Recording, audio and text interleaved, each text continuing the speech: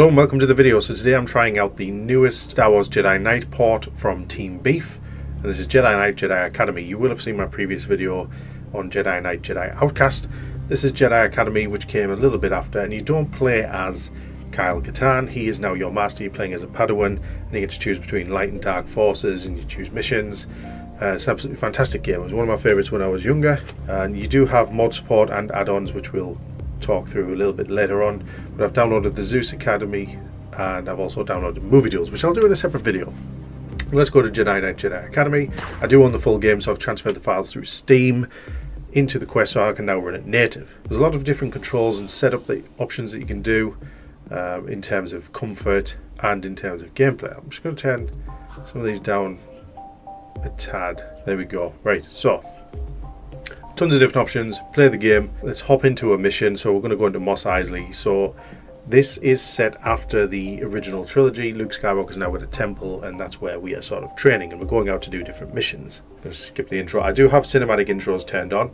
You do have gesture force abilities, so push and pull. Or if you hold the grip, you can choose different ones and activate it with the trigger. Then you have a bunch of different weapons, which you do select before you enter a mission. So you get your lightsaber, you can choose different blasters.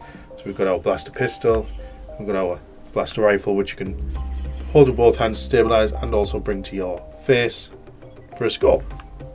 But with the lightsaber, you customize your hilt when you create your character, as well as the lightsaber color, and you can sort of throw it and guide it through enemies. And I've also turned on glow as well. So you can see the glow coming off the lightsaber, and I've activated some shadows, but not too high. I'm cautious about what the Quest 3 can handle. So let's fight some mercenaries.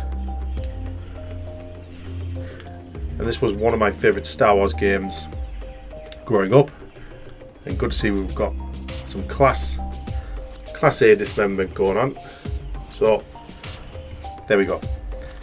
We're in Mos Eisley, kicking butt, and as you can see, there is a lot of dismemberment on here. So whereas in the newer Star Wars games, it feels more like a baseball bat and it takes several hits, on this one, if you get it just right, you can take arms off, legs off, heads off. And there you go. So it feels much more like a lightsaber should. Hey, I was trying to make a point. Off with his head.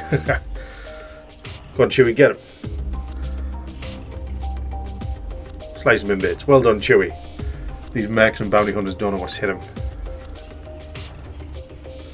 There is also an option to turn on auto blaster deflect, but I've left that off because they want to make it too easy. I've got an easy mode already. Come on, where are you guys? Oh, die, eh? Let's try and use our blaster pistol. It's almost like playing Star Wars Battlefront. Choose a blaster rifle. Oh, they knocked down Chewie. I don't know how he's surviving all these hits. Got him. Let's get a heavier gun. I was sure there'd be someone there. You tricked me.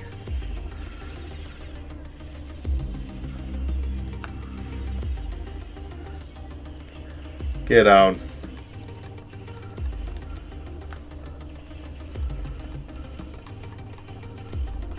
He didn't want to die, that guy. Let's try a thermal detonator. Nice. Where'd he go? Nice one, Chewie. Oh yes. Sliced his arm off. Here they come. So yeah, I've got immersive cinematics turned on, which sort of moves the camera around and keeps you in VR, even though there's a cinematic going on. You can turn that off, and I think and have it as like a cinema screen, like a flat cinematic, because it can be a little bit disorientating when it's pulling you around. I just love it when you take the heads off and things. Hey, this definitely was one of my favourite games growing up, and definitely one of the better Star Wars games in terms of story and customization.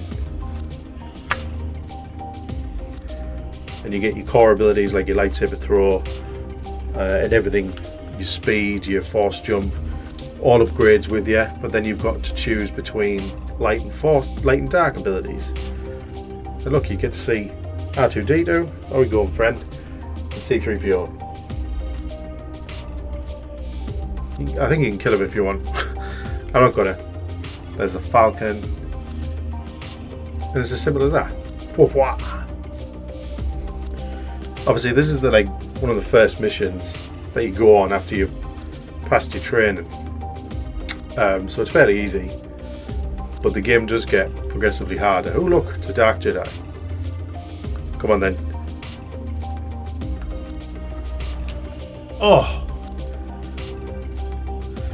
They used to be difficult on flat screen and having to spam the trigger, but with motion controls in VR, he didn't stand a chance. Let's go down. I think he's in this one. Yep, he's definitely through there. Yep, chew. I do have force heal, I think. So we'll use that, heal our health, and then bring it back to force push. Just in case, you never know who's going to be through here. Yep.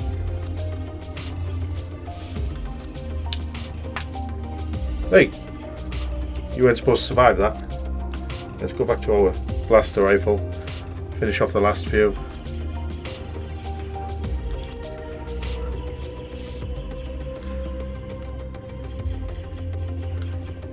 I think we got him. We did it! Huzzah! So you get your briefings from Luke and from Kyle.